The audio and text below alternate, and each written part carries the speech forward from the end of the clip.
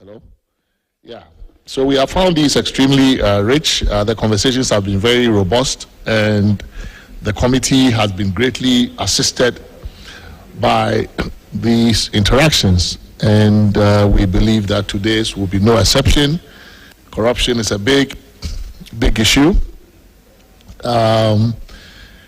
It's almost impossible to get a sense of how it is that we're going to handle this, but we usually start with an anchor presentation. So one presenter gives us a very broad overview of the subject matter as it relates to the Constitution and the law, and we take off from there.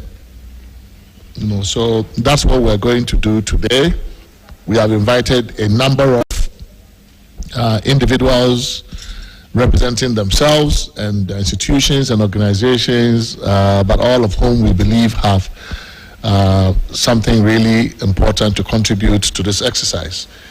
Dr. Kojo Asante, who is the Director of Policy Engagement and Partnerships at Ghana Center for Democratic Development, and has been working in the area of anti-corruption, among others, will give us the lead presentation today, and then after that we will proceed to discuss the issues that are flagged and raised by his presentation. We have invited Shraj. We expect Shraj to be here. We expect various institutions that work in the anti-corruption area, including the Office of Special Prosecutor, and others to be here. And I'm sure that in the course of the day, they'll be in attendance. So, Kojo, if you are ready, you can proceed with your presentation. Sorry, in the meantime, let me introduce, or let's introduce the members of the committee who are here. Justice Sophia Adinyira will join us, is joining online, and she's not able to join us in person, as is Alhaji Ibrahim Tanko. So two of our members will join online. I think the rest of us are here. My name is Kwesi Prempe. I'm the chair of the committee.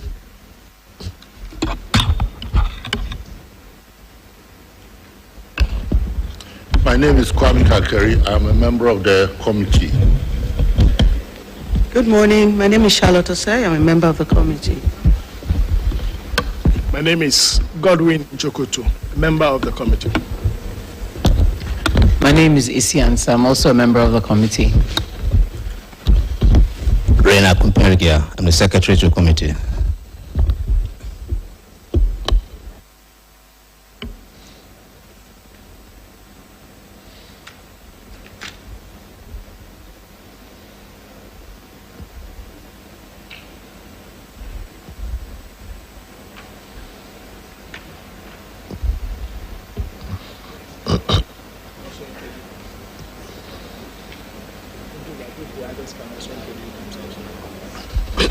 Yeah, okay.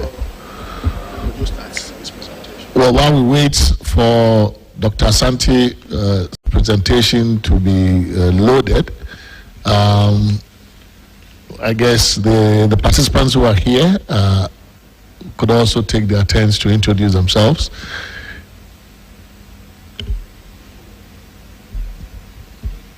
Starting.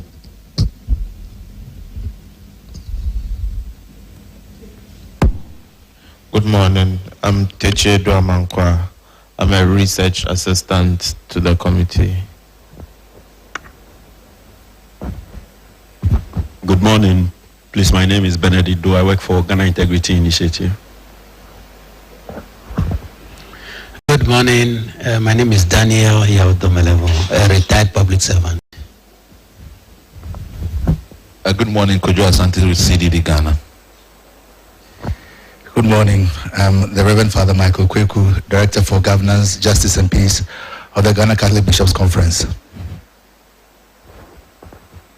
My name is Simon Aboninga, representing United One Ghana. Kwashi Fleshalate, representing United One Ghana. Good morning. I'm Emmanuel K. Dubevi. I'm the managing editor of Ghana Business News.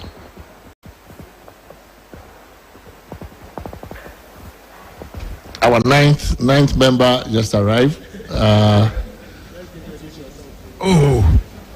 Hello, my name is Aiko, former Attorney General. Hello, my name is Agatha Roxon, an academia and a lawyer.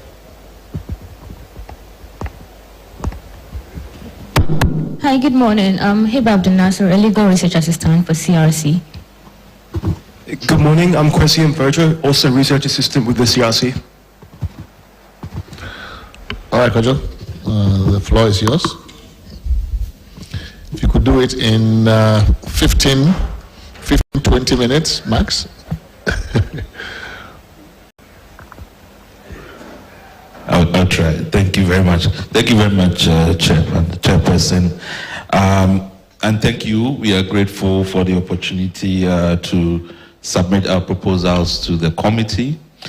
I have a PowerPoint presentation, but we've also made available the write-up to the committee, and I'm sure you can look at it later.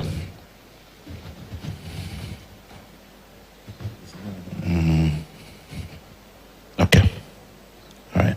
So the outline of my presentation, I would is an existential threat, and the more we wait in trying to deal decisively with it, the more we risk the stability of the state of Ghana. And I just really wanted to paint that picture.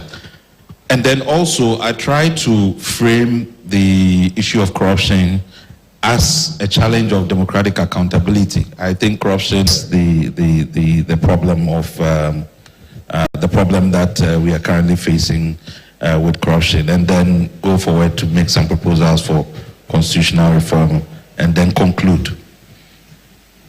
So there are 4 characteristics I want to talk about. First of all, corruption, as we know, has been very persistent. So we always complain about corruption. Almost every government that has won election, maybe in the Fourth Republic, corruption is one of the key things that they ride on, during the elections. And you can see from this corruption perception index, CPI trend data, this is from 2015 to 2024 in terms of our performance on the CPI. Look particularly at 2020 to 2023, where 4 consecutive years we scored 43, reflecting a real period of stagnation. And the Ghana Integrity Initiative, which is a Transparency International chapter, indicated that if you look at other African countries, when you have that level of stagnation, it is almost inevitable you're going to decline. And that's exactly what happened in 2024. So you keep going down, after this period of stagnation. So the story, and of course, 43 is below average. So that's where we've been hovering for a long time. Corruption is also very pervasive.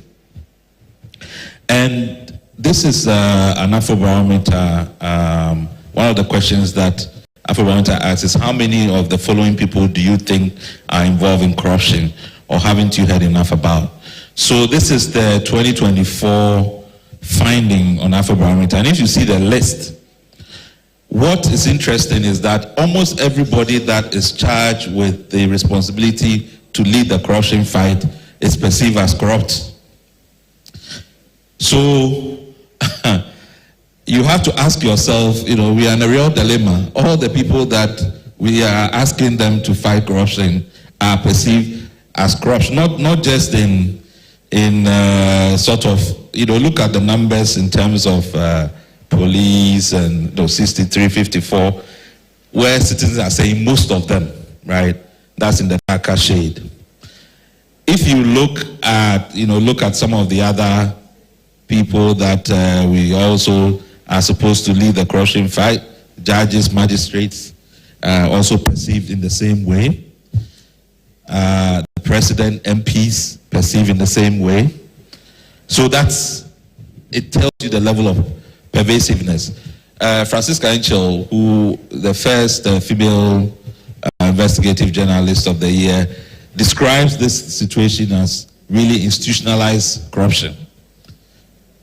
Even if you expose people, you end up having to report the same people to the people who have sanctioned the corruption. So it's everywhere, and we can even talk about private sector. I'm sure all of you have had experience of it, and even religious bodies. That's also so. It tells you where we are when it comes to corruption. The third characteristic is that corruption has been normalized, and here I try to draw on my good friend Emmanuel Dubovi, who is here, his characterization of corruption, which really for me captures why he's become an existential threat and one that we have to deal with. He points out that over the years, you have a combination of a lack of fear of repercussions, so people have come to understand that really nothing happens when you put your hands in the kitty. And then you have a high cost of living, and it has lowered our inhibition for corruption, for dishonesty, right? So the way in which we reacted to corruption these days is more like, sometimes it's even described as God that has placed this opportunity, before you, that you have to take advantage of it. And against cultural norms, we don't feel shame anymore. We've lost the sense of guilt. We've lost the sense of embarrassment. People actually sometimes wear it as a badge of honor. People are accused of corruption, and the next day they'll be sitting right in front of church just for everybody to see that, there's nothing really going on, like cemeteries and autopsies. And yet, even those places, whilst you have your dead relative, the people are demanding money from you. And I can attest to this, because that's exactly what happened to me when I had to take my father to the autopsy. Right there and there, they were demanding money if they will not release the body, if they don't. And they took the money, no receipt. At that point in time, you are not thinking, okay, let me go and complain and all of that.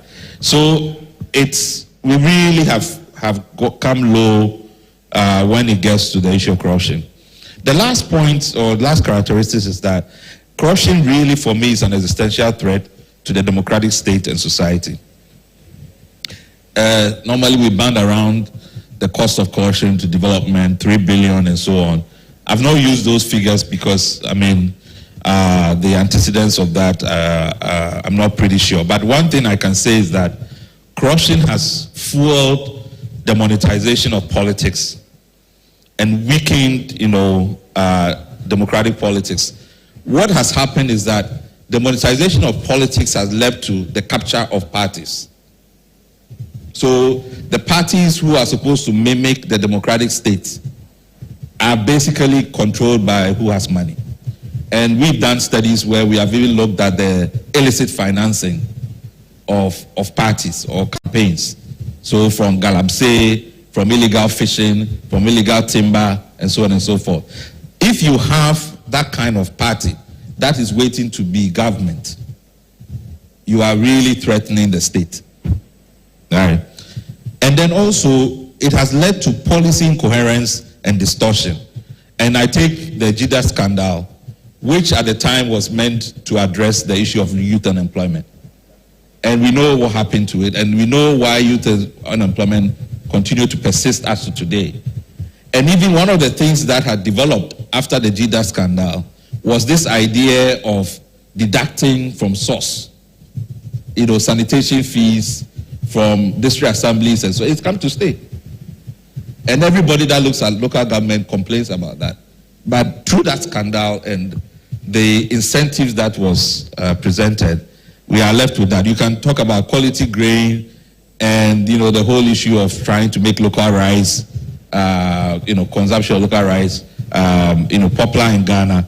Maybe it set us 10 years back because of a scandal like that. And then you can talk about security vulnerabilities, right? The recent issue about the disappearing, what's it called? At the ports, right? Yeah, the ECG matter, and so on. I mean, just think about the vulnerabilities to our ports and borders and so on and so forth.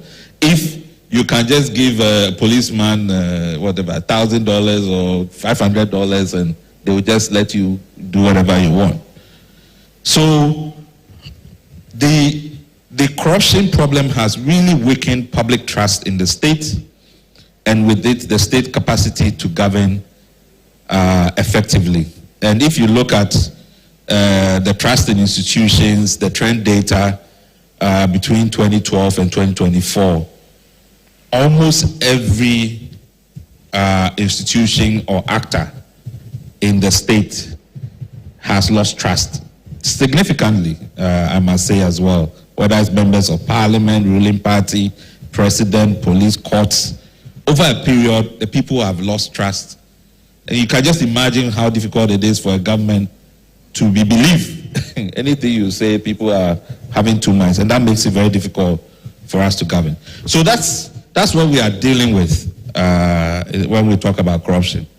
But as I said, corruption for me is a symptom of a bigger problem, and that is the democratic accountability problem. What do I mean by that? So the Constitution set up a framework which I call the democratic accountability framework. And it works like this. So we, the citizens, as the sovereign, we elect our political leaders who are duty bearers or our agents through free and fair election, which is also competitive, to govern and deliver quality public services on our behalf, right? Now, the agent delegates power to other agents and public servants who then report to the prime agent, and then the agent can also report to the citizen. So this accountability structure begins to form. Then in government, you have two types of accountability. You have the vertical accountability, which is that the next election, the agent, if they perform, is rewarded. If they don't, they are punished and they lose power. And then citizens and media can also demand accountability from the agent, either RTI, media asking questions, and so on. Then you have horizontal accountability, which comes in two parts. You have the interbranch accountability, where Parliament and the judiciary can restrain the excesses of the executive in accordance with the Constitution. And then the intra-branch, where within the executive framework, you have supreme audit agencies like Mr. Domlevo is here, the Auditor General, internal audit, prosecutorial bodies, investigative bodies, and so on, all trying to make sure that everybody is following the law. And then there's expectation that there is sufficient information symmetry, that the principal, as citizens, we are getting enough information about what our agent is doing, and that the incentives that the agent has is aligned to the public interest. Right? So this is the model framework that the Constitution sets up. So the politician, when they get into government, they are supposed to oversee this, and this process will work, and then we will all get quality public services, health, education, security, and all of that. So the expectation of a democratic state where the accountability works to benefit the citizen is that first the process to elect political leaders to form a government to represent the people have to be corrupt-free and meritorious, so that the elected leaders serve with integrity and in the public interest. It's simple. Garbage in, garbage out. Right? Political parties who organize to serve as the aggregators of the citizens' interests will provide a democratic platform to select people with integrity and commitment to serve the public interest and present them for public elections. the opportunity to put oneself for election will not be constrained by excessive money, particularly undisclosed sources of money. It comes back to the issue of how do you get integrity, how do you get public interest. The civil and public services will be professional and impartial in the discharge of their duties in the service of the public interest. And where political leaders attempt or serve in their private interest as against the public interest in breach of their oath, they will be held accountable horizontally through the actions of other agencies like the OSP or whatever, or other branches of government, which is Parliament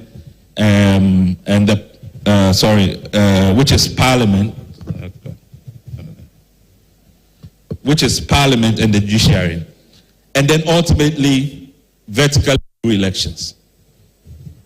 So these are all assumptions that the democratic accountability process makes. In practice, what has happened? The electoral process has been corrupted through vote buying, right from the internal party processes for elections of persons to run the political party, and then in selecting candidates, for public elections, right? So, right from the source, the process is corrupted. The electoral process then also is monetized, leading to the capture of political parties to the highest bidder, stifling internal party democracy and meritocracy. Then political parties have developed internal party rules that fall short of the dictates of the Constitution, and there are no serious rules of enforcement to check corruption of the political party or to promote integrity. Let me use this, okay. All political actors elected or appointed enter government having spent excessive amounts of money from internal party processes to public elections. So CDD estimates that it now costs approximately $650,000, about 10 million Ghana cedis, to become a member of parliament, and that's including nurturing your constituency. And between $100 million and $150 million to run for president. Now, these financial burdens create a perverse incentive for office holders to want to recoup campaign expenditure through corrupt means. The bureaucracy have been politicized, with political leaders using promotion and transfers in the public service as a broad system of party patronage to control civil and public servants to obey their demands and agents. In a pervasive corrupt environment, the opportunities and motivation for corruption is rife. Sanctions are ineffective because the majority of actors entrusted with the authority of sanction are those involved in corruption, and I've made that point. It also makes the promise to deliver contracts and kickbacks to party financiers credible at the point of election. So if the opportunities are available in government for me to deliver kickbacks to you, if at the time of election I say, give me money or support me, and I will give you a contract when I get to government, it makes it credible because you can actually deliver it. The only time people will have doubt is if it's harder for you to deliver it when you are in government. And citizens and media are able to demand accountability in spite of limited information and transparency, and yet political leaders are able to avoid accountability without consequence until elections. Accountability through elections then become a manageable cost. It becomes a manageable cost in a political duopoly where there is a legitimate expectation that power will change hands every 8 years. So we can absorb that cost. If we lose election, let's just wait. The next time it will be MPP's turn, the next time it will be NDC's turn, and we play this game for over 30 years. So it's not that people are living in abstract terms. This is a reality. They've experienced it, and we've done it enough times. The net effect is that corruption is rife, incentives against corruption is weak, government policy is incoherent, investigative and prosecutorial bodies are unable to function well, and there's a general impunity. The point is that, I'm sure those specialists who Mr. Domelevo is here, when you have to fight corruption everywhere and everybody is involved, it's not realistic.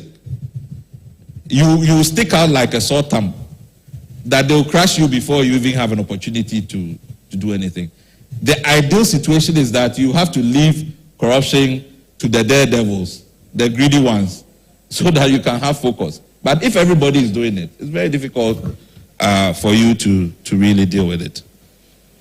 So, our proposals.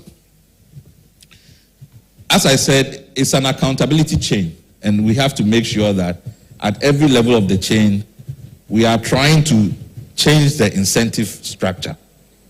And at the moment, the incentive structure is towards more corruption rather than less corruption. So you have to start with electing leaders with integrity and orienting them towards the public interest.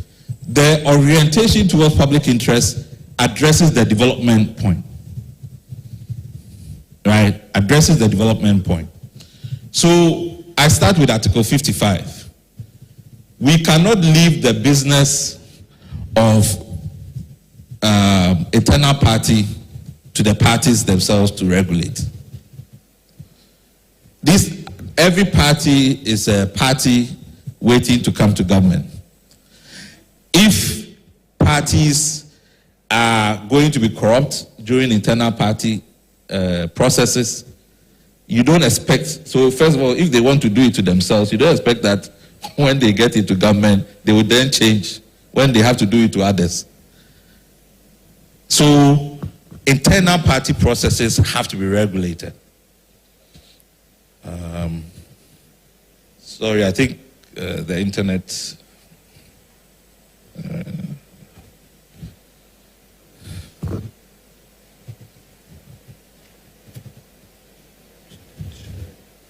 Yeah, the internet.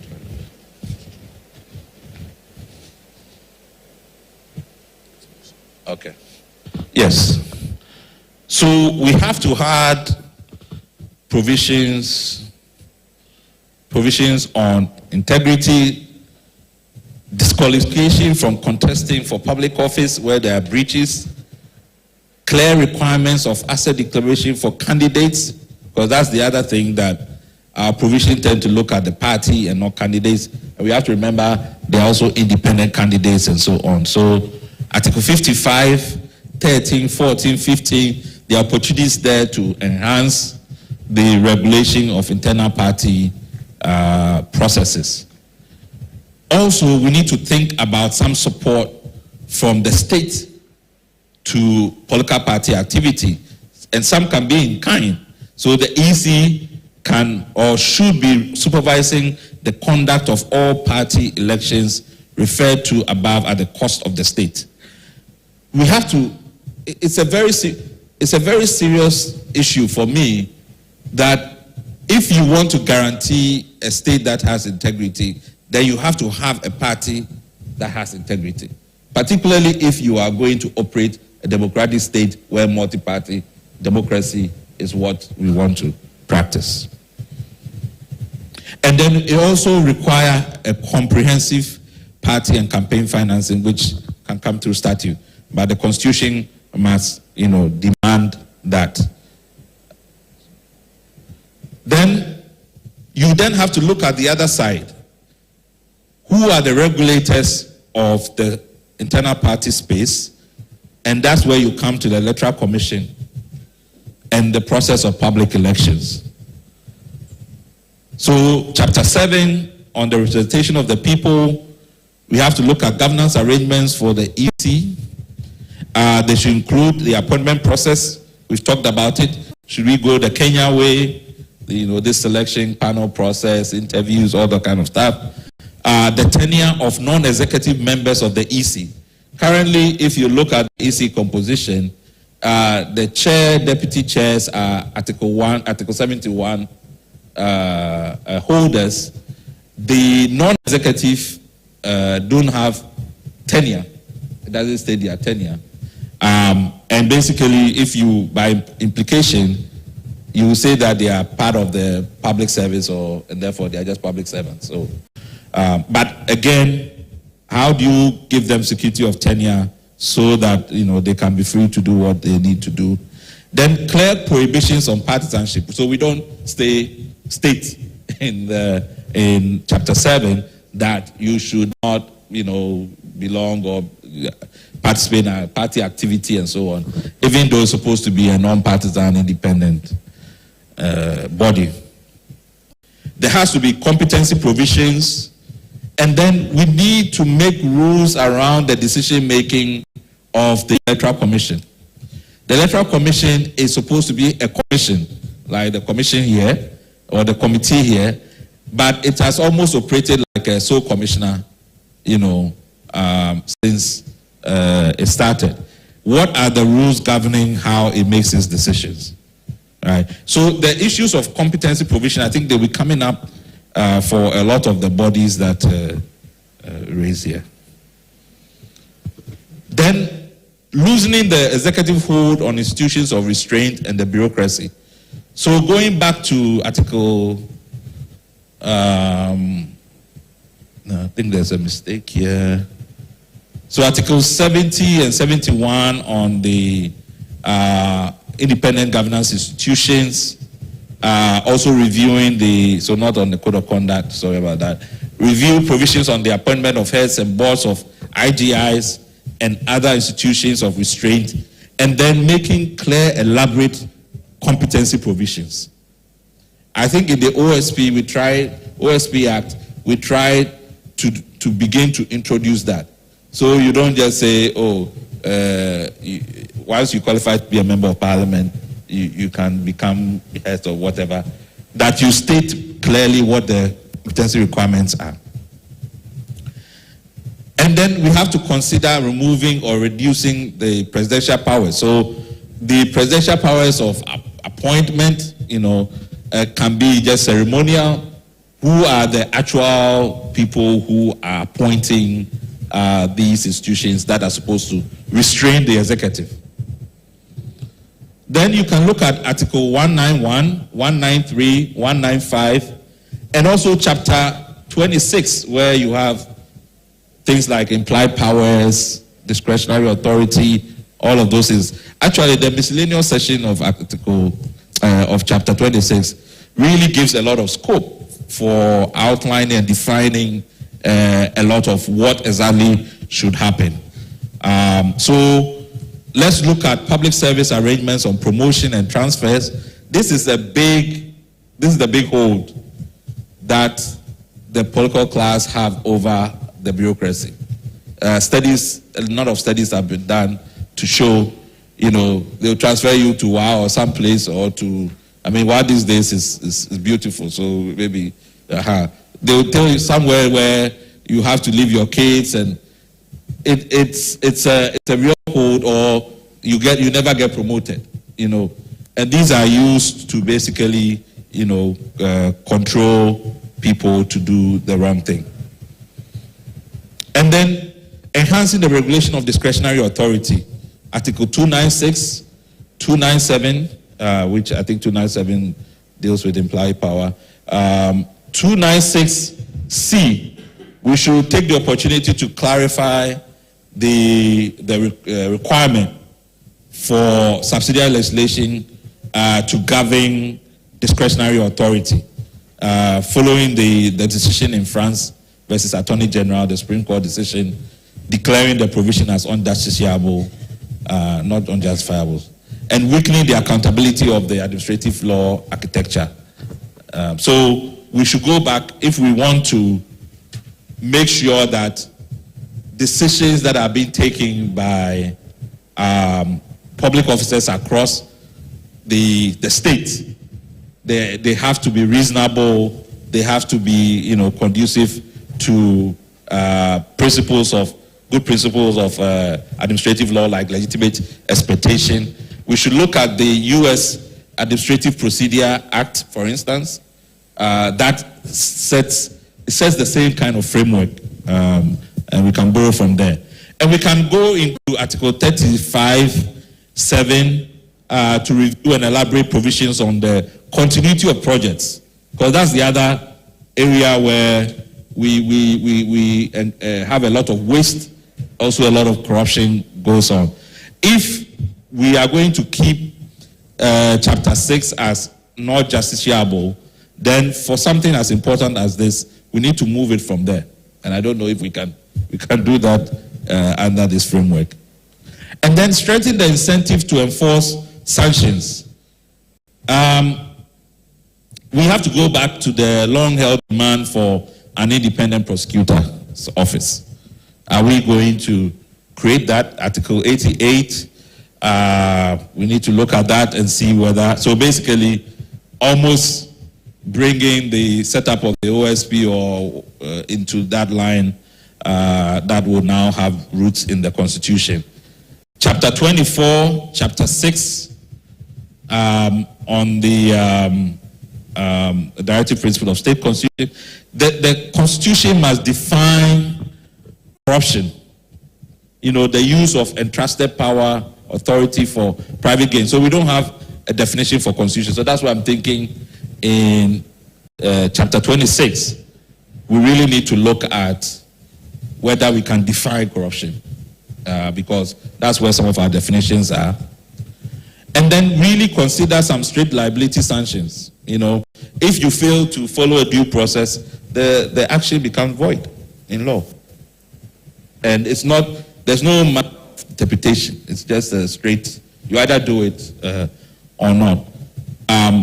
The one big area, so for me, a lot of Chapter 24 really is about prevention. If we can do a lot, so asset declaration, all of those processes that we want around gift giving, influence peddling, conflict of interest, making sure that assets are regularly declared. So we move from this 4 years and so on to either yearly, making sure there's verification and publication. I know there's a lot of resistance against publication of assets, and we will need to discuss that.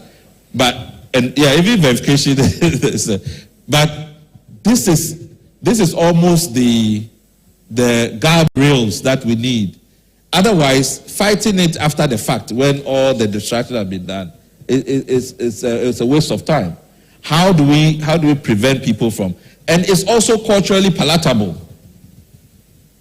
It's culturally palatable because in Ghana, we will complain corruption. When we have to go and jail somebody and put them in prison, then everybody have to come in. Pastors have to come in. The traditional authorities have to come in. You know, don't touch my anointed, don't do this, don't do that, and all of those things. So if you don't like that type of justice, then we shouldn't do the crime. We should just avoid it. And this is a very serious cause because it always happens. I mean, and of course, it happens only to big people in society. If you are if they can beat you and kill you on the streets, nobody will make any noise about it. But this is something, there's something culturally about the idea of depriving the freedom of, so we need to put more emphasis on the preventive part so that we can avoid. So in conclusion, for me, corruption is a threat to the development and stability of our democracy, and there's an urgent need for control. The root of the corruption problem lies in the weakness of the democratic accountability structure of the Constitution. There are aspects that constitutional reform can address, as captured earlier. However, there's a need to go beyond the Constitution to confront other fundamental challenges. So, for example, the political class see the state as something to be exploited for short-term personal and group benefit. They do not tie the efficacy of the state to their own survival and longevity as an elite group. Citizens also see the state as something to exploit. They do not see the potential of a barbarian state as the best path to popular welfare. In addition, Ghanaians culturally expect their co-ethnics and family members appointed and elected to personalize the state and to personalize power to benefit them. The people are celebrated if they deliver and stigmatize if they fail. There is a lot to do with public education and reorientation to change the mindset and limit the popular support for corrupt behavior. Thank you very much. Thank you. Thank you very, very much for the opening presentation. You've touched on very many things that, some of which I think the committee has had the opportunity to,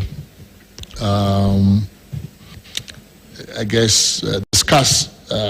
Some of them have come up in earlier presentations. Talked about political parties, their role in the corruption chain. In previous discussions, there's been a point about establishing a political party regulator. You still kept the Electoral Commission and just proposed different ways of structuring their work and appointing them. But in previous conversations on political parties, there's been this proposal of a separate political party regulator that would do some of the things that you have just mentioned, dealing with the regulation of their internal affairs in relation to candidate selection, party financing, and those things. You also mentioned campaign finance, and I think that has also come up in our conversations here. One other thing you mentioned is appointments in the public services and enterprises. You stated that we need more explicit competency requirements as opposed to this generic, a person who qualified to be an MP. It's become the generic thing. We just assume that if you qualify to be an MP, you can do anything. Of course, it's a very loose kind of requirement. So you would want something very specific. Other constitutions also on this same subject include disqualifications. For example, Kenya's constitution, which you referenced, would not allow persons who hold office in a political party to be appointed to any state office. You choose one. And I think that's even the minimum requirement. There are many others. Kenya's constitution, for example, has integrity requirements for parties. You may not participate in bribery or corruption. Parties have been very openly sanctioned whistleblowers. Right? It's almost like, oh, you are telling on our party has been doing some corrupt things. So you can have a political party that essentially sanctions its members for doing things that are illegal and affront the Constitution, and we openly allow that. You also mentioned Article 296, which has come up for some discussion here as well, and I think that's an important matter to discuss when we are talking about corruption, because corruption usually thrives where there's discretion, and here you have a constitutional regime for managing discretion, and somehow the Supreme Court reads it out of the Constitution and says it's best practice, but otherwise you can forget it, because if we followed 296C, we took it seriously, it would lead to a nuclear meltdown. So it's created a problem. I think if 296C were really enforced in the public services at large, where they would be required, each public agency would be required to put on notice, to put citizens on notice how it is that they go about exercising discretion in particular areas. So, for example, you go to Lands Commission, you walk in there, you know exactly how they do, how to get a title certificate. If you go to point A and it's refused, go to point B. Point C, you appeal here. All of those things are out now. I think the Constitution puts 296C and A2 so that if you are not making arbitrary decisions, you must give reasons for why you are making particular decisions and all of that. All those things are basically not being followed. You mentioned code of ethics. So in a way, I think my question then is, a number of these institutions and tools are in the Constitution, right? If you begin with Dietary Principles of State Policy 35.8, obligates the state to eradicate corrupt practices.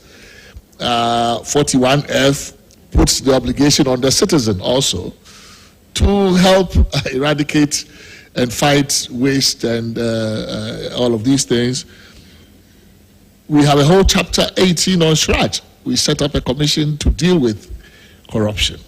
We have a whole chapter 24 on code of conduct. Very few constitutions have a code of conduct. Article 284 of it, conflict of interest. Article 2986, 286, asset declaration.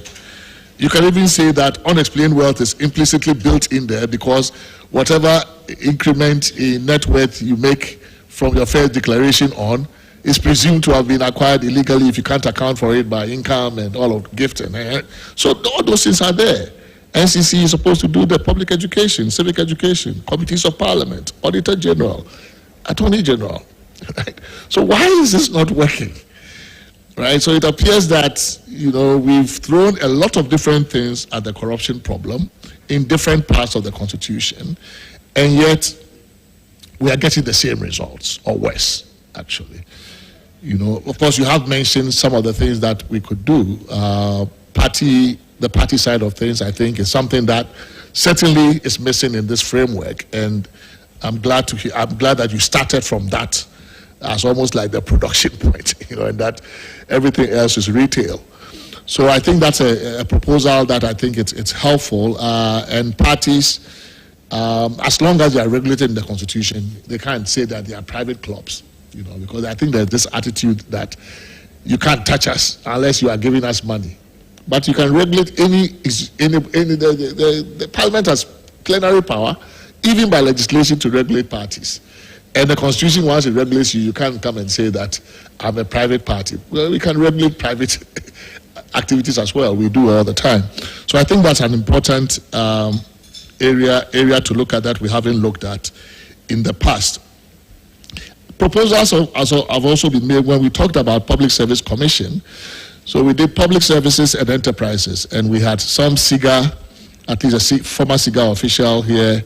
We had the Public Services Commission, we had the Office of Head of Civil Service, and it's the point you make about appointments and transfers and all those are issues that have also been raised as areas where we need to tighten controls so that, you know, not just the political class, but even superiors do not use these powers abusively to silence those who either blow the whistle or are doing their work and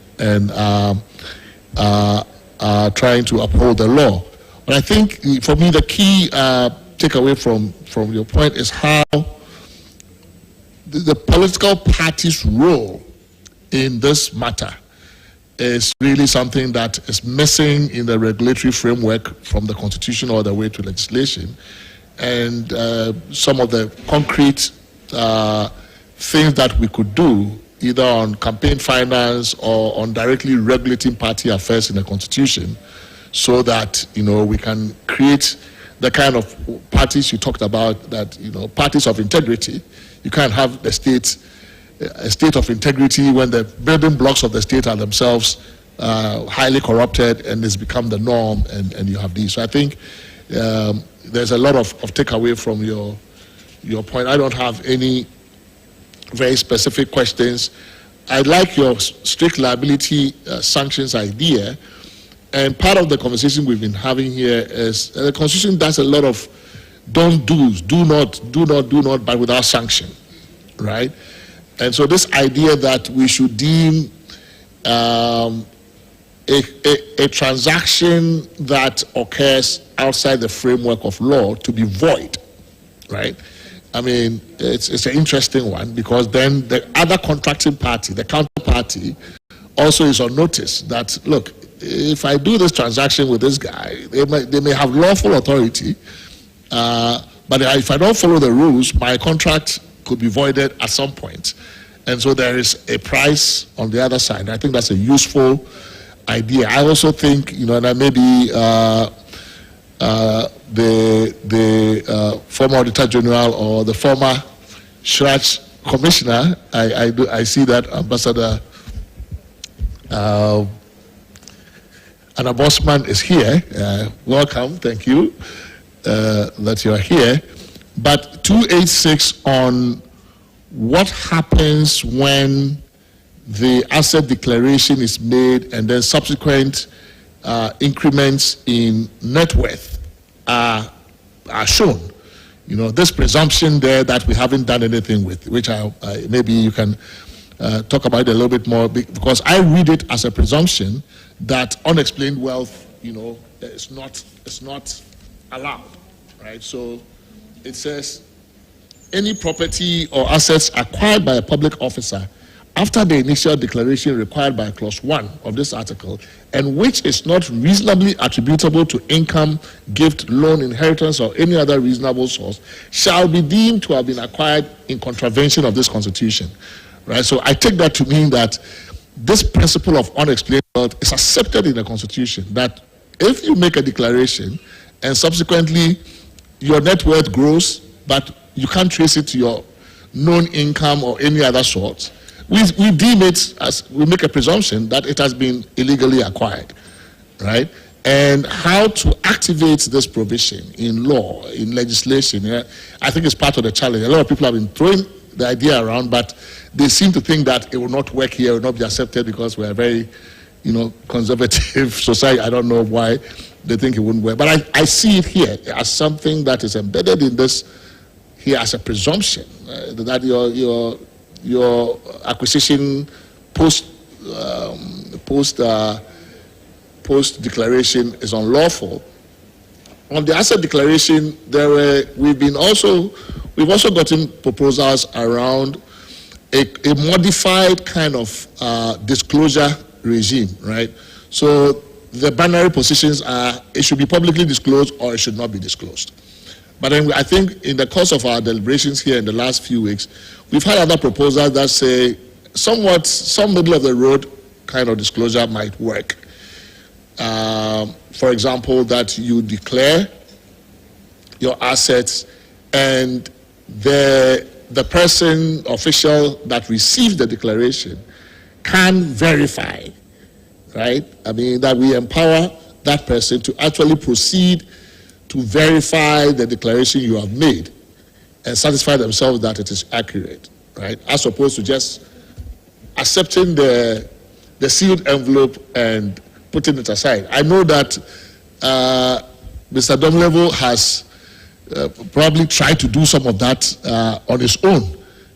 I'm not sure if he has been challenged about the legal authority for proceeding to do it without express constitutional authorization. But it would be easier for that to happen if indeed there was a provision in the Constitution that said, if you don't disclose to the whole world, because there are concerns about, you know, my family people will come and take all, they will come to my door the next day and collect all my money. And so to balance those sensitivities around privacy for some people and cultural expectations and all of that, there's been this middle of the road idea. So maybe you can also help us to reflect a little bit on that idea and how you think it might work in practice.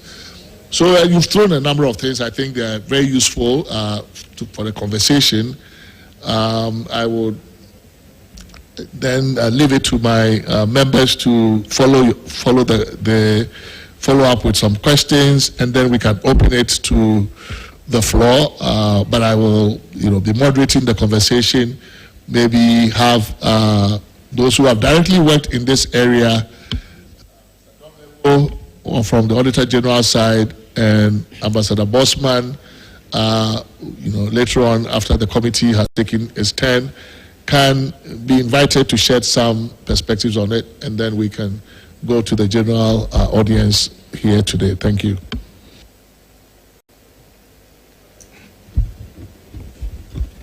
So, let me just go. Okay, thank you. Am I audible? No. Thank you very much, Chairman, and thank you, Dr. Upunia Santi, for your presentation. Just have a couple of questions for you from your presentation. I read from the reports of the CRC1, from its recommendations, that a person found to be corrupt a person found to be corrupt should be prohibited from holding public office for 5 years.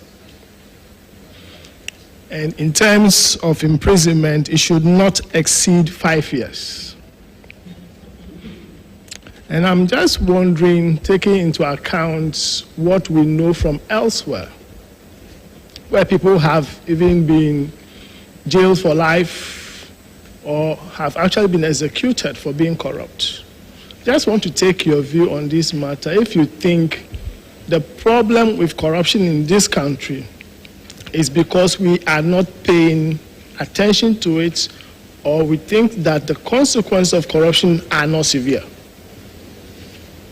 That perhaps could be the problem. And if we want to tackle it, what then do we do? Do we have to enhance the sanctions to make it less attractive or not attractive at all?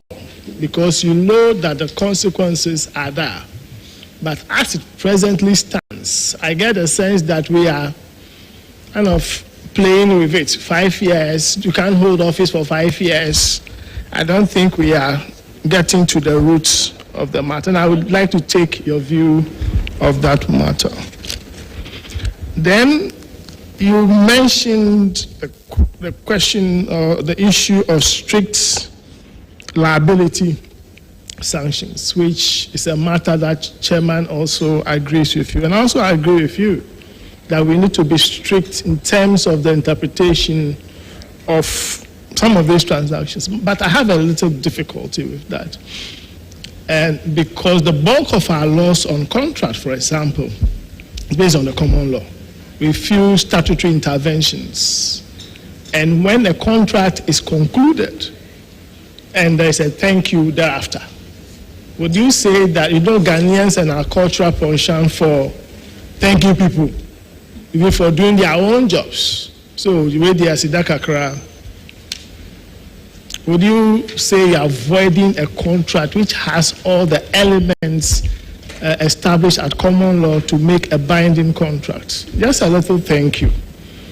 Or you think we should maybe not prescribe that in the Constitution, but leave it to an amendment of the Contract Act or a Corrupt Practices Act instead of elevating it to constitutional position? Because it's our contract laws are actually governed by contracts. And I do not think that just saying yes, a little thank you, should it void it, because the Supreme Court has had occasions to deal with such illegal contracts and has found a way of enforcing it.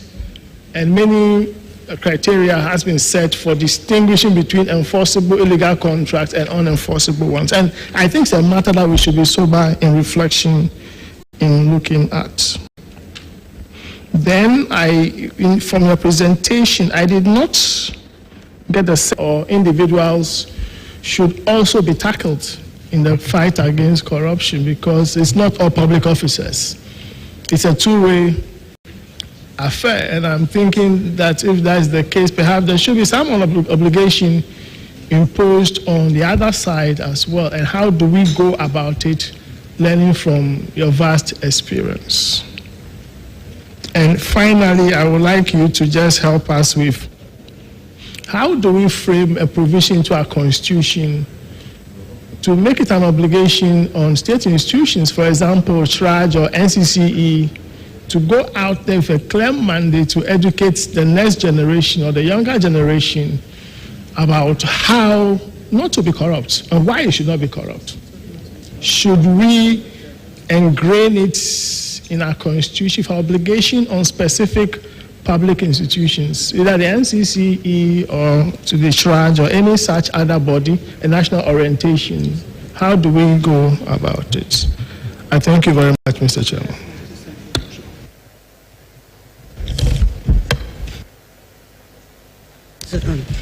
Dr. Santi, thank you.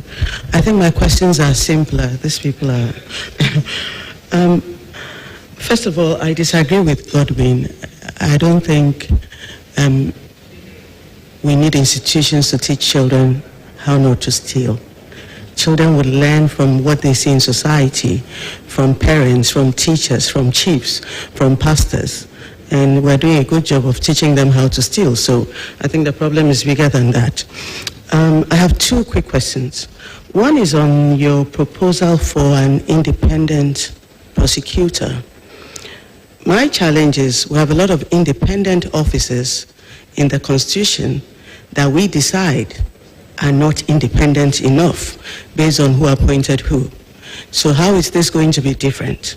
Otherwise, we're going to create another charge on the consolidated fund, and then we now decide that the office holders are not independent enough, and they'll be removed when we feel like, and then we're caught up in this cycle. The second one has to do with the declaration of assets regime. And I'm happy that the former AG is here.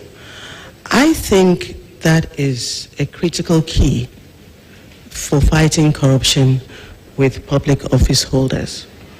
For some reason, when you even look at the Constitution, even general managers of state-owned entities or entities where the state has interest are supposed to be subject to this asset declaration regime. I don't know if we've applied it to that level.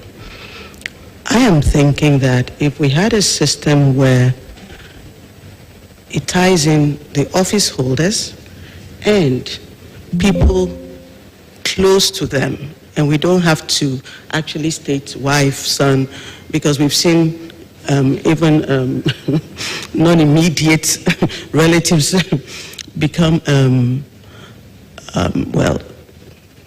become tied into holding assets for public office holders. But define it in such a broad way that all those people can be brought into the circle of declaration. I think that would help.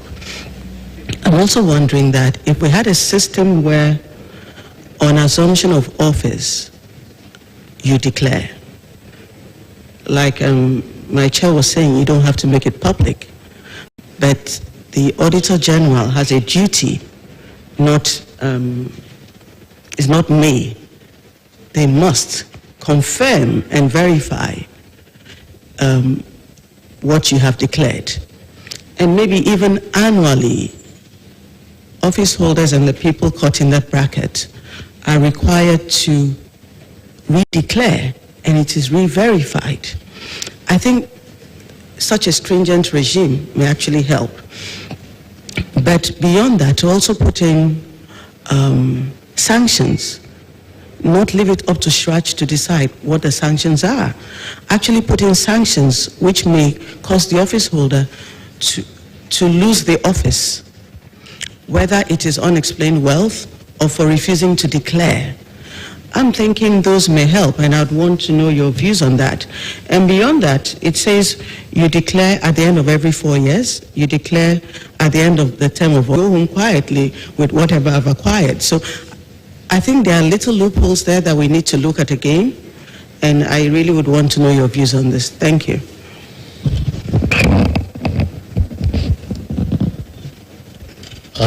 Dr. Santi, thank you very much. I have a couple of very small questions.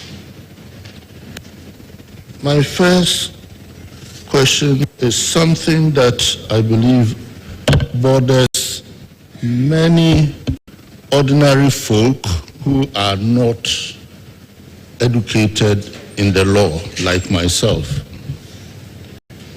What can be done by means of the Constitution to limit or even take away the power of the Attorney General to stop trial of cases of corruption, especially when a new government comes in? Somebody last week came up with a concept of private prosecution. Do you think something like this is feasible and possibly effective? My second question is the regulation of accountability in political parties. How can the Electoral Commission be strengthened to take up that function? There have been some useful suggestions, such as creating a department there and strengthening it to undertake that function. My last point has to do with possible corruption within the security services. Everybody knows about the problem with the police, but nobody gets to know what goes on in the armed forces. I'm not even sure we get to know how much money is given them and how they spend it. Perhaps politicians are afraid that if they expose how much we are giving them, the soldiers will make a coup. So they hide it somewhere. What ought to be done about that so that we know that it's not just that they are not immune from accountability to the public. They are probably accounting to somebody. I don't know. But at least for all of us, since it's our money that sets them up and finances them, what ought to be done to bring accountability of the armed forces to the public?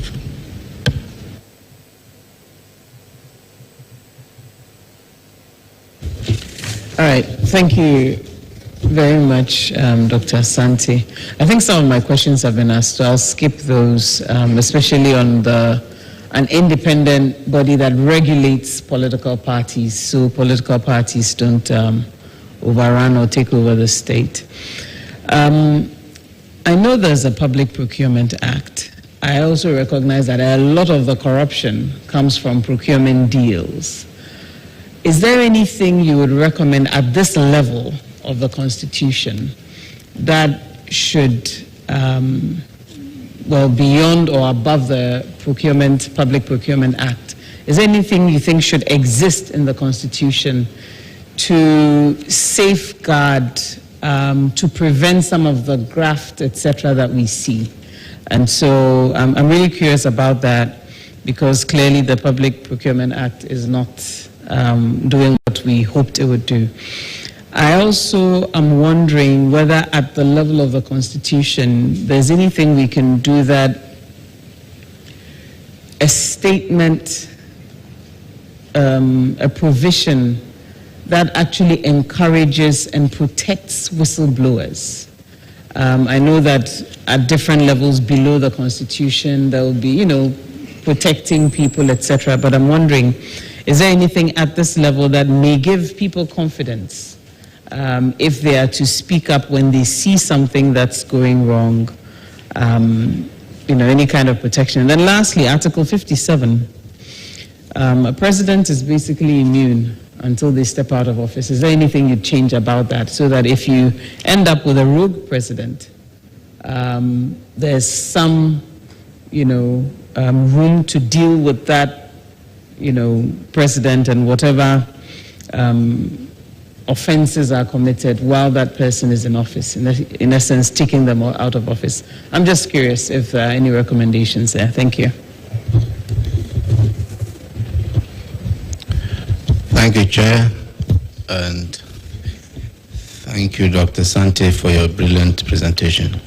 Your table is already full, but I have a few more that we should deal with. Now, in terms of the consequences of corruption, the largest determinant, if not the sole determinant, of what happens to someone, whether the factual and the legal basis concludes that someone has been corrupt or permits himself to be corrupted, to corrupt his public office, is the judiciary.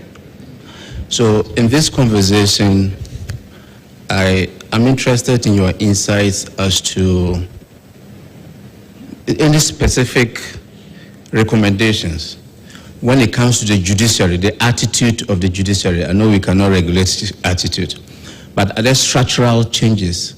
Even though what we have now is quite comprehensive, I would agree, from Iyoko to Shiraj to the courts and everything. Do you still think that it's an area that we need to explore? Now, I want to give one positive example. In the case of Daniel Axim versus the Attorney General, and it's a positive one. Now, the plaintiff went to the Supreme Court.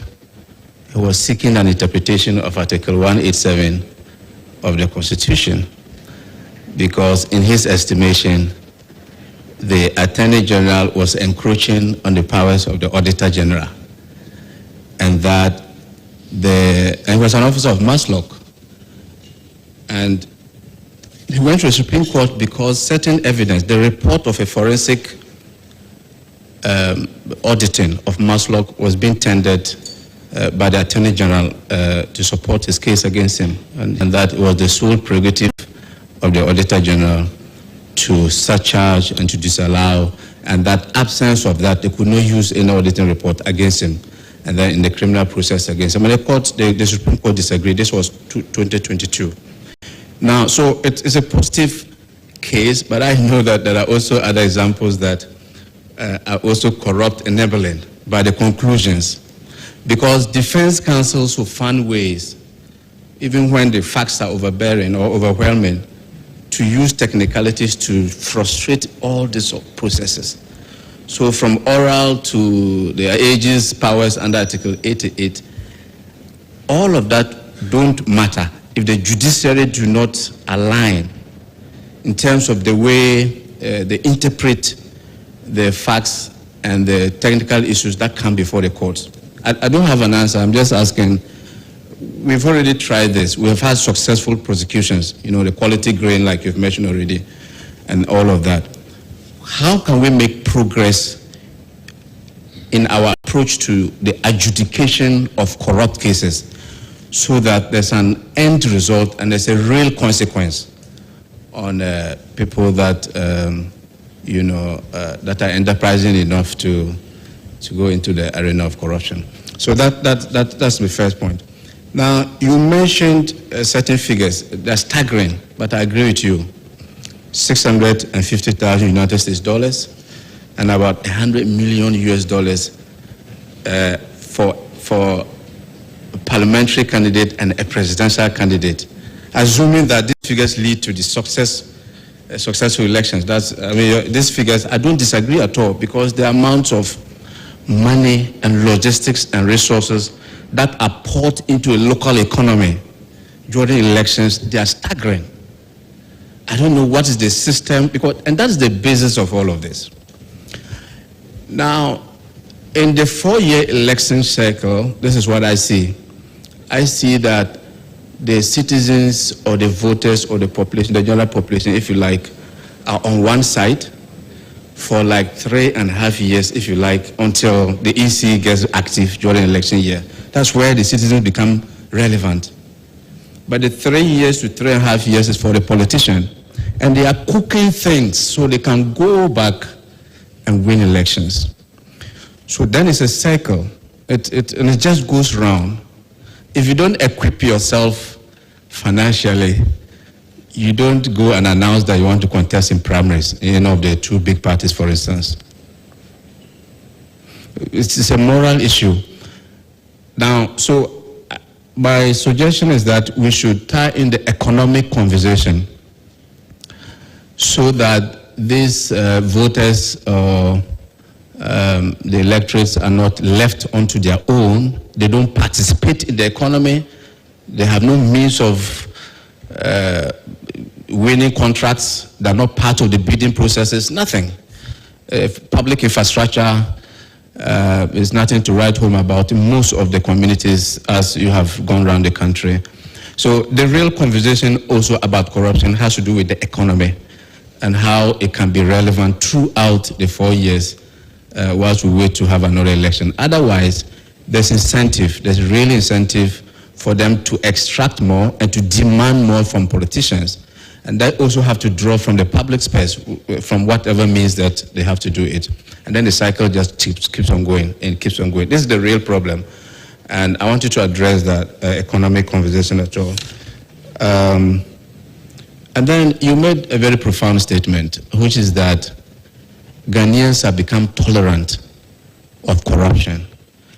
and that anytime the conversation comes up, it's one that is expected in the public conscience.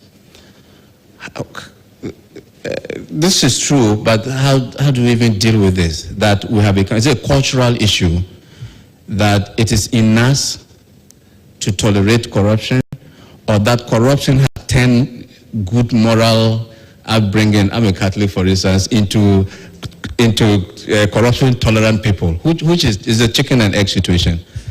I want you to address that. Thank you. Okay, so if you feel a bit overwhelmed, it's not. Don't feel obligated to give an answer to all of the questions. You have other resources here to help you. There is a former Attorney General here. There's a former Shraj Commissioner. You have a former Auditor General to your left. You have a man of the cloth to your right. You have Professor Jima behind you. So the room you have ample resources to help you fill those questions. So you just do your best with the ones. If you have insights to share, fine. If not, this is a conversation for all of us. So feel free. Yeah, thank you, Chair. Hello. Hello. Hello. Hello. Okay. All right. So just on the tolerance, really, I think these things are reversible and really signaling, because I think Emmanuel here is very right when he talks about we're so used to the erratic episodes of cost of living, that people have become just used. It's a survival mechanism now. And because everybody is doing it, you are not feeling embarrassed. People now just openly demand money from you. And it doesn't matter who you are. They haven't met you before. They don't know who you are, but they will do that. So it's signaling whether or not we're going to begin to orient the people that, this kind of behavior is not. And really, government has a big role to do in terms of moving that process forward. As for the economic issue, I think it's sort of addressed some of that part. But one of the things that another paper that I intend to write for the committee is really on a participation framework. And it's part of the accountability, for me, architecture that we are missing. Because citizens don't have very low-cost ways of participating in governance, right? To allow them to be able to put politicians on their toes in between in between elections, right? That's why, so now most people will say, online, digital, whatever, and so on. But you don't get the opportunity to review or ask questions about programs, policies at local government area.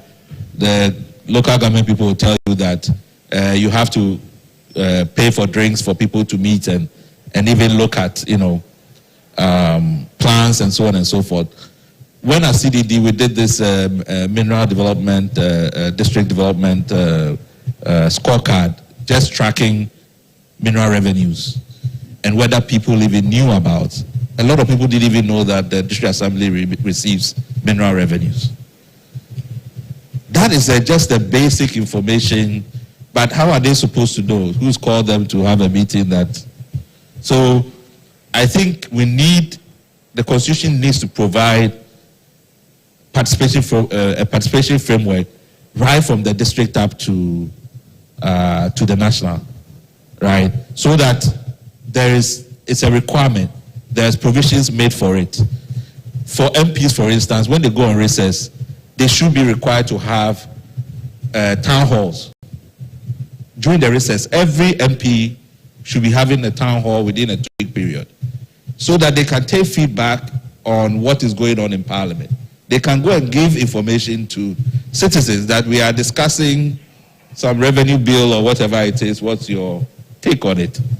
These are done in the UK, and I mean, there's even a charter on every project or policy. There has to be a participation framework. So, I mean, it's one of the papers that I would work on.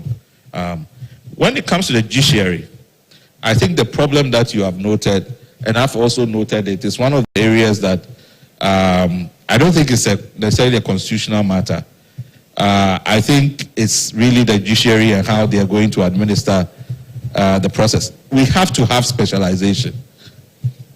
Unfortunately, a lot of the courts don't have people who are specialized to deal with a lot of the anti-corruption. If you read some of the judgments, you realize that there's just a lack of knowledge. But how is the Judicial Training Institute and so on helping to address that? Mr. Devo is here on the issue of even audits. And the fact that a completed audit, sometimes is treated as a natural justice problem. And I mean, so there are many, but people have to specialize if we're going to really sort of improve the jurisprudence part of corruption. Madam AC, the immunity issue really, I mean, we have the impeachment proceedings for the president. If we haven't tried it before, but it's there in the Constitution. So if the president misconducts himself in the ways that we want to trigger that, then it will be. But the issue we have to ask ourselves, and really it's a question about if you cannot restrain the president by parliament, you can't restrain the president by other institutions of restraint, but also if you can't even restrain the president by his party. That for me is a dangerous one, because that's where it leads to dictatorship. And if we make the party strong, you're likely to be able to have that kind of restraint. So as for the immunity issue, I think the impeachment proceedings I don't know if that addressed them, but if others may be able to look at that issue for me. Whistleblowers, I'm not sure what we can do to protect them. The Afrobarometer surveys show that almost, I think over 60% or so, 67% or so believe that they will be retaliated against if they reported on corruption. So I don't think Ghanaians, and it's not like they are they are wrong, because there's so many stories that if, as I am explaining, if everybody is doing it, then when you decide to be the honest one, nobody is going to look at you passively. That's the problem. It's fine if people are just, don't mind him, he's the honest one, let him. No, the fact that you are honest and you are seeing other people, you cannot be trusted to keep quiet. So they'll come after you. Now, in that kind of situation, I don't think people will be happy to go and report corruption. So I don't know what protections that you can do in the Constitution to prevent that. I don't think that's the answer. The answer goes back, for me, to political parties, which is the source of the problem, and how they structure incentives across the value chain. Because if they allow collusion, then you can put it in the Constitution. All the people that are supposed to protect that whistleblower, they will meet and make a decision on the whistleblower, and no constitutional provision will protect that person from harm. I like the public procurement, because I was thinking that what can we do around public procurement in the Constitution that maybe can bring sunshine to the process. And I'm thinking that if we make some provisions in the statistical service component of the Constitution to basically generate or produce price list. So like the statistical service produces inflation, where they get baskets of goods. So they're always in the market. They know goods and services, the cost of goods and services every quarter. Why shouldn't we ask them, as part of their mandate, to be producing a price list on government goods and services? Because one of the biggest challenge with procurement is inflation, inflated prices. So we need to give it some sunshine. That if we can get an agency that, so either Ghana Statistical Service or National Development Planning Commission or somebody, that, but I would prefer Statistical Service, that even if it's a set of goods or whatever, but it's part of their mandate, that every quarter or whatever, they produce, even every year, they produce a price list that is sort of updated and so on, so that we get a sense, because we can also go and check, because we also involved in many different types of services that government goods that government procures. So we can look at something like that, because I think for a lot of these areas, the more people, so you shouldn't rely on one actor to be the sole sort of person that reports. And even if they report, they should also publish in most cases. A good example is what we did in the oil and gas sector. So if you take all the key actors in the oil and gas sector, the Petroleum Commission publishes a register of companies who have concessions at different levels, you know, and that register is updated. What's their status? Are their licenses, you know, expired? All of that stuff. The GMPC is supposed to submit its report to Parliament.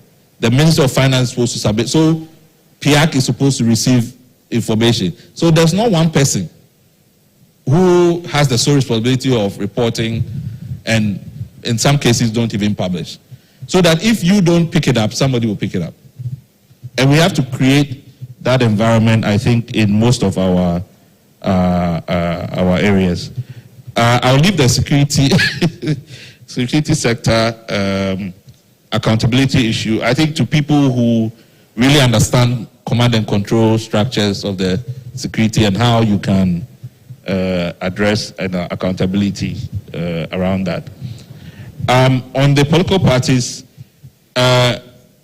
accountability, what has happened is that we started with IPAC, and we were the trailblazers, and then Sierra Leone, Kenya, many other countries came to learn from us, and they have actually improved it. So they then began to break up the functions of the EC, you know, from organizing elections to overseeing political parties. So you have the register of parties now, and then in some cases they combine that with monitoring campaign financing and so on and so forth.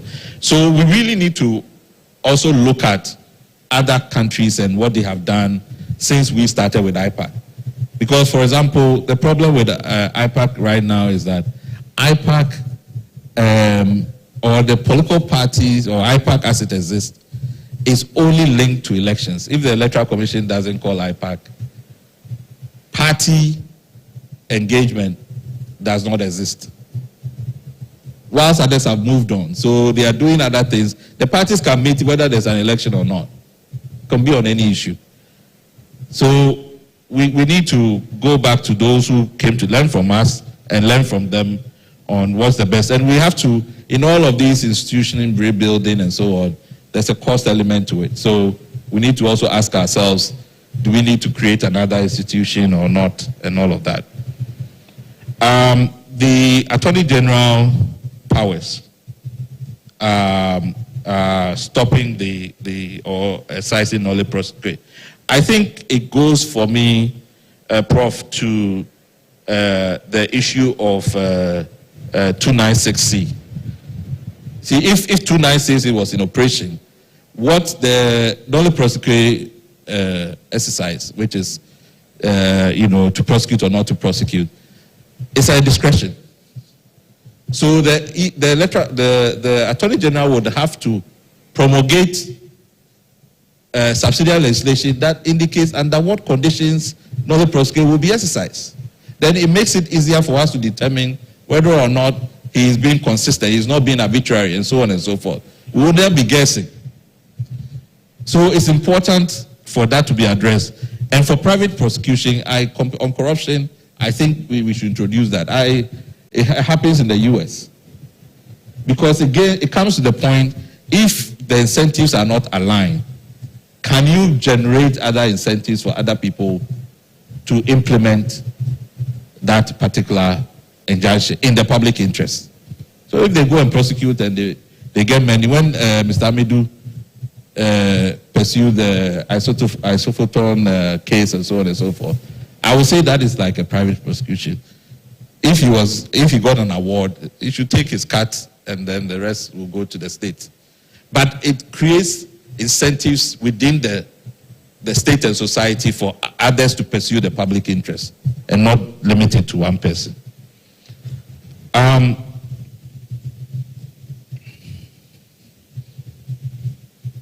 Yes, I think on asset declaration generally, for me, and maybe broadly on public ethics, there are many things that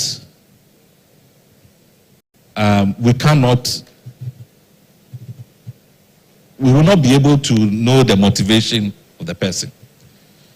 So if you do something so that your brother-in-law benefits, how am I going to find out that you have actually used your office for private gain?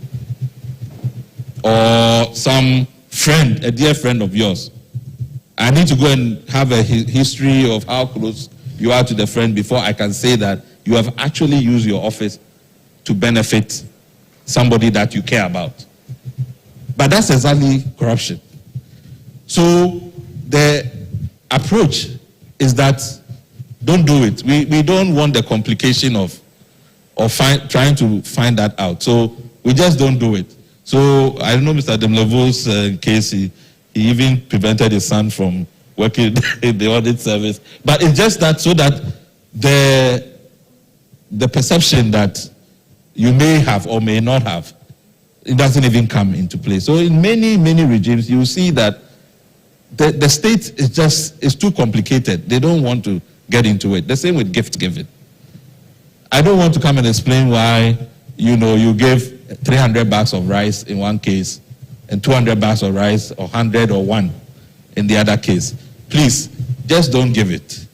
And then you say, oh, culturally, we like to say thank you and so on and so forth. Nothing stops you privately, from thanking people. But when you are doing any transaction in the public space, this is the rule. Now, why can't we live with that? And what will be the explanation if we say, oh no, somebody will feel embarrassed? So we shouldn't live with that. I think some of these things are going to be something, what are we prepared to accept or not accept? But all over the world, the idea is that the state is too cumbersome. So just don't get into it. Don't do it. You put a threshold, this is how much you can spend, and that's it, and then we police that. And that's where the strict liability comes in. So when you breach it, it's not somebody going to say, oh, did you have this intention to do this or not? No, you have breached it, you have violated the law, so we move forward. All right. The independent prosecutor, very, very important, Madam Charlotte, to say, in all of the architecture that the Constitution establishes around independence, substantive independence from just, the veneer of independence and all of that, it comes back for me to the source of the problem. If the entire political leadership that is coming in, based on the fact that they have expended these huge amounts of money, are almost coming in with a commitment that they need to recoup, and some of them it's debt to recoup this investment, then it doesn't matter all the different people that are in place, that are trying to stop them. They have the power to, even take away your security and make you feel insecure. They can even delay your salary for 2 years whilst you battle it in court. I mean, what has happened with Trump is the prime example of that. You can spend 3-4 years battling it in court and so on, but the administrative power allows you to do things that is very difficult to restrain.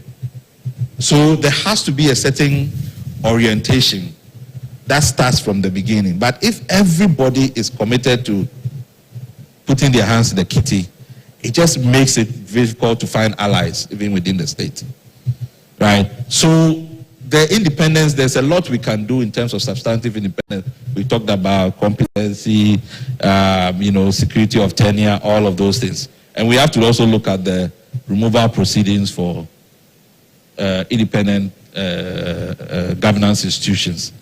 The recent processes has shown that it's open to abuse.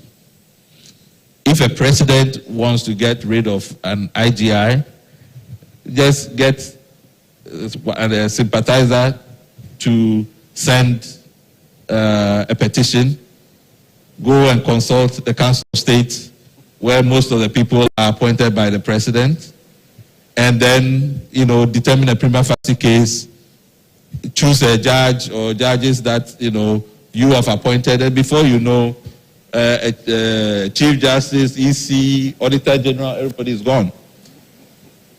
So there are vulnerabilities around the independence that we have to look at. But as I said, we cannot have a situation where the entire political leadership is coming into government with one mindset. So I mean, just to be clear, on the prosecution side, are you proposing that we remove the prosecutorial power from the Attorney General and locate it in an independent prosecutor separate from the AG? Is that your proposal? We already have Shiraj, which does anti-corruption work. Should we give Shiraj, for example, prosecutorial power to follow up on its anti-corruption investigations? Exactly what is the proposal here?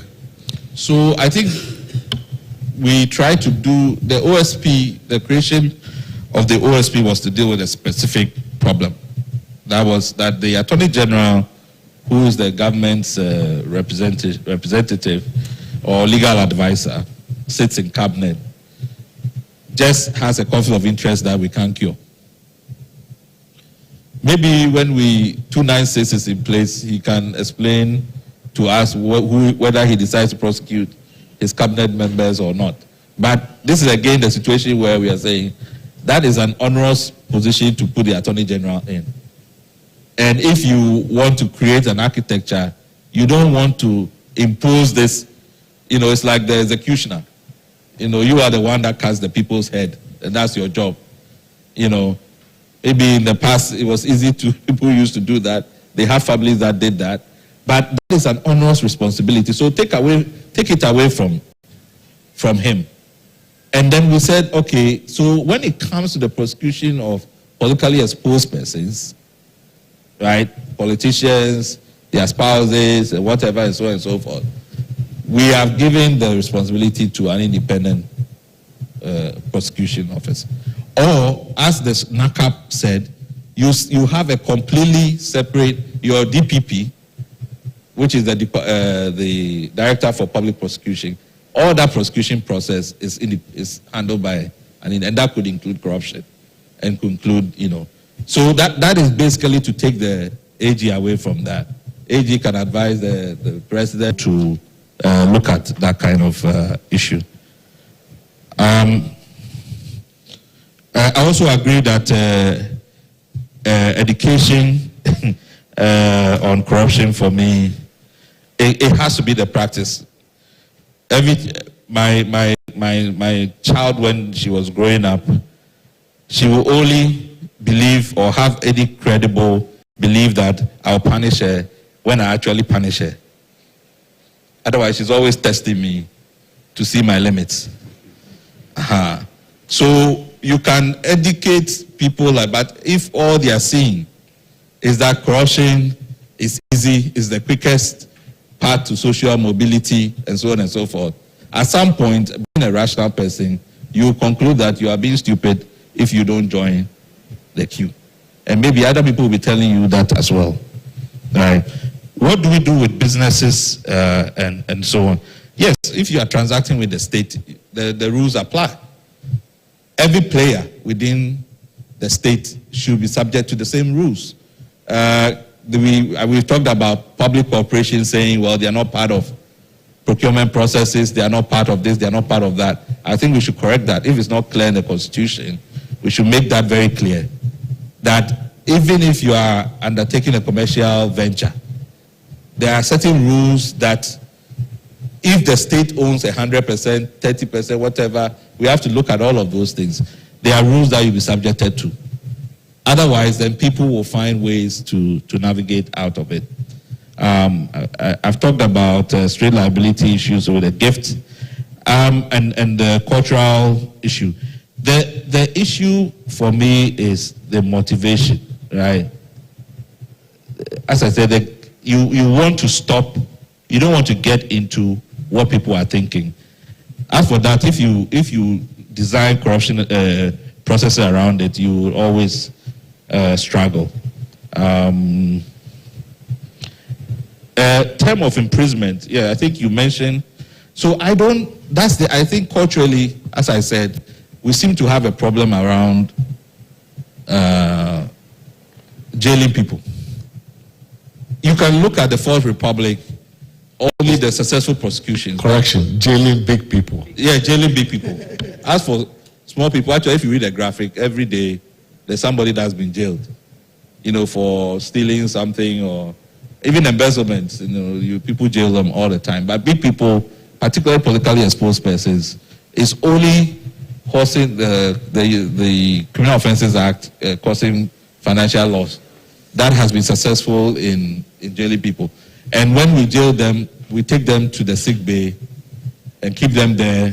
And then the next government, sometimes if it doesn't take the next government, they'll pardon them. In all cases. So I think the sociologists should have an understanding that when it comes to big people, we have a different standard. So that's why, for me, as I said, we shouldn't put so much emphasis on the imprisonment. What is it that the person who committed the crime is, trying to get out of the state? It could be money, position, power. Deprive them of that. Deprive them of that. It's very important that we put a lot of course, there are some crimes people have to be taught a lesson. But if you put every criminal offense term of imprisonment, even the judges will not convict. And that is true. So if it's money, that's why we need the non-conviction based, rules with unexplained wealth. So that it's not linked to the fact that you have been convicted of a crime. If we feel that whatever asset you have is tainted, we can go after the asset. We can prove that it's tainted, or you cannot explain reasonably that you got it from somewhere, we should be able to take it. And that's the only reason why you are committing the crime in the first place.